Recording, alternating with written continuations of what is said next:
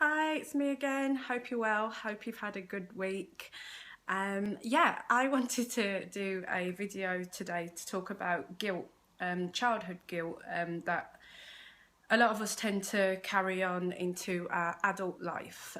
Children that have dealt with childhood trauma, abuse, violence, seem to carry a natural guilt around, um, tending to always feel like the naughty child, the naughty person, the person that's always in trouble, the person that doesn't quite feel it fit in but wants to be accepted.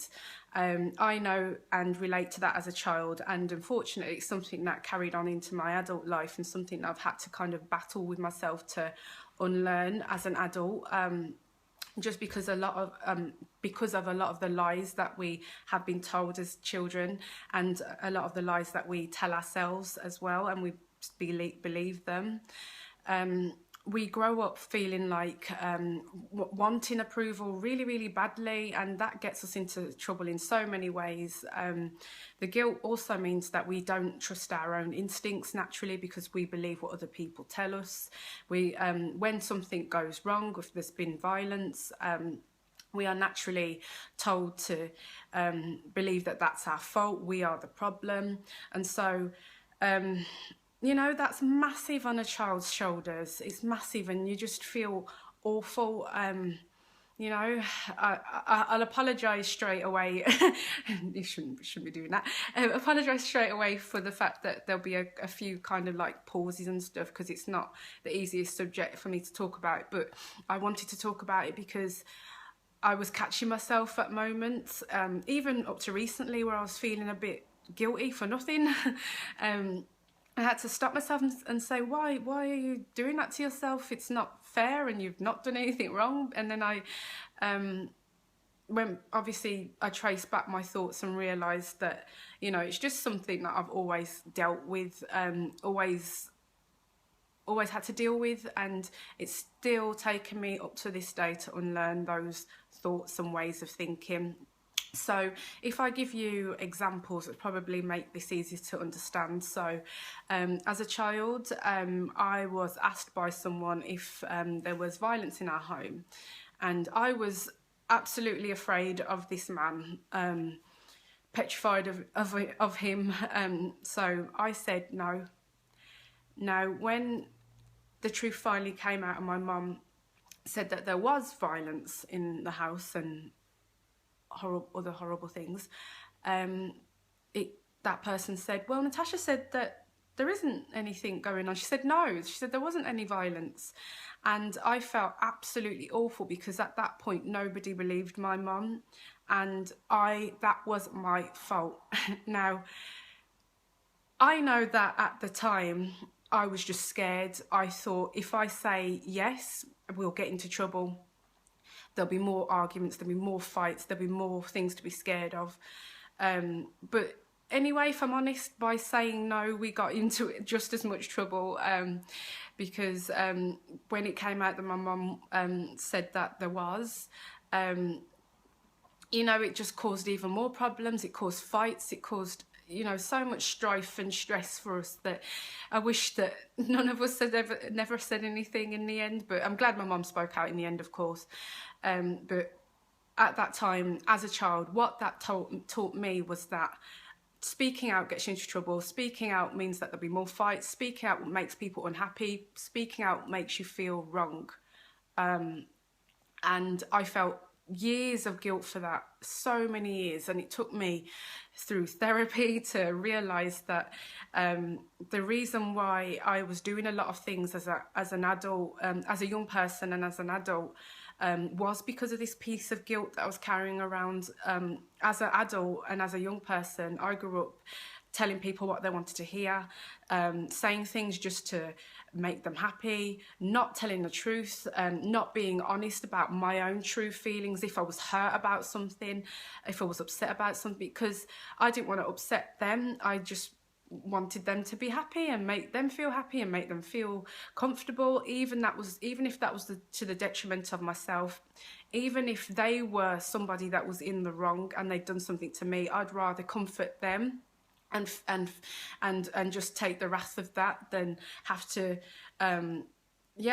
to deal with anything myself. So yeah, that became my little escape route throughout my life, and that got me into all sorts of pickles. And then there was another incident where unfortunately my mum tried to take her life, and I was told that that was my fault.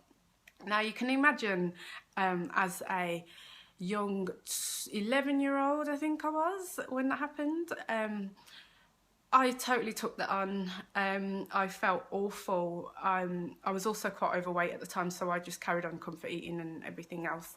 And yeah, I just felt awful, really, really awful, and resented myself, disliked myself, and again, carried on into a world of approval from other people.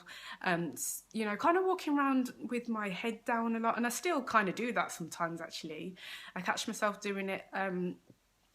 And it's not good. It's very painful. It's not fair. You know, I know a lot of us do it as children and people that have been through a lot of childhood trauma, and it takes many, many years to unlearn the lies that you've been told as a child, and unlearn the lies that you tell yourself, and you start to believe them. They start to become your truth. And what I want to say to anyone watching this is that you're not alone in that kind of carrying guilt thing, and that, you know, you are not always in the wrong. That's the other thing, because we carry this thing about always feeling that we're in the wrong, even when we're not. And we always say sorry. I don't know about you, but I find myself saying sorry for stupid things. Oh, I'm sorry for that. Oh, I opened a door and something. Oh, I'm sorry. Oh, I'm sorry for picking that up by accident. Oh, I'm sorry for walking in. Oh, I'm sorry. And I found a lot of people saying, "What are you saying sorry for? There's no need to say sorry." And I'm like, "Oh, sorry." And it's just something that I've naturally started to do throughout my life, and it's taken me a long time to learn to stop that. And the truth is that we aren't these horrible people, or we aren't deserving of those horrible things that we went through. And it takes a lot of time for us to learn that that is the real truth. I mean, I remember when I was going through my breakdown, I would watch TV, and there'd be things like on This Morning where they do those criminal cases and they're looking for someone who's done something really bad. And I'd be watching it thinking, oh my God, am I like them? Am I like one of those nasty people? And obviously I've never done anything like that in my whole life and never will. But I found myself comparing myself to nasty people like that because of the way that other people had made me feel about myself. You know, I tended to gravitate towards friends that would be more dominant than me and be always like, "Oh, Natasha, you're always in the wrong. Oh, you've done this now. Oh, you said that now. Oh, you didn't say that." You know, a lot of the times I hadn't even done anything, and I still find myself in trouble for things because a lot of the friendships that I'd built were with dominant characters, and we'd built this kind of hierarchical friendship where I was down here and they were there, and I'd allowed them to feel like they could talk to me like that and be that way with me. And so that just became the way it was, and so I never really thought about it, even though it made me feel awful inside. And I know a lot of us do that, and we cling on to friendships like that because we don't feel like we can do any better without them. And that just comes down to having low self-esteem through a lot of the things that we've been through. And it takes a lot of time to build your self-esteem back, get rid of those toxic friendships, because that's no friend. There is no real friendship and good positive friendship where somebody doesn't allow you to be yourself and doesn't allow you the space to grow and doesn't tell you anything positive about yourself, and always makes you feel like you're that naughty child, that horrible person, even when you've done nothing wrong. You know, it takes a lot of time and healing, and looking within to address those lies that you tell yourself and to expose the real truth. And that's the thing, going back to that thing that I talked about where I was watching those programs and stuff, and I remember watching them and thinking, God, is that me? But at the same time there was a voice in me saying, no, that isn't you. You're a good person, you try really hard, you know your heart, you know what's in here. Yeah. You know what's inside. You know that the things that you do are always from a good place. However, because you choose not to tell people the real truth, the things that they really need to hear, like you are in the wrong, you shouldn't have done that, you shouldn't have said that, you get yourself into trouble. You know, I found myself at the time keeping my mouth shut on a lot of things where I shouldn't have, and that actually got me into trouble, because the truth would have actually still got me into trouble because I wouldn't have liked hearing it, but the truth would have at least let them know what was really going on, you know. So I think being honest with ourselves, unlearning those lies, and really believing that voice about who we really are inside, because that's the thing, when you have that natural guilt, you feel it, you tell yourself off, you beat yourself up, but there is a little voice in there that is, and I think that's what keeps us going, that little voice that says, no, actually, Natasha, no, you're not that nasty person, you're not what that person said you are. You are who, you know, you are that good person that does things for people, you are that good hearted person that gives people advice, that is there when you need them. That's who you are.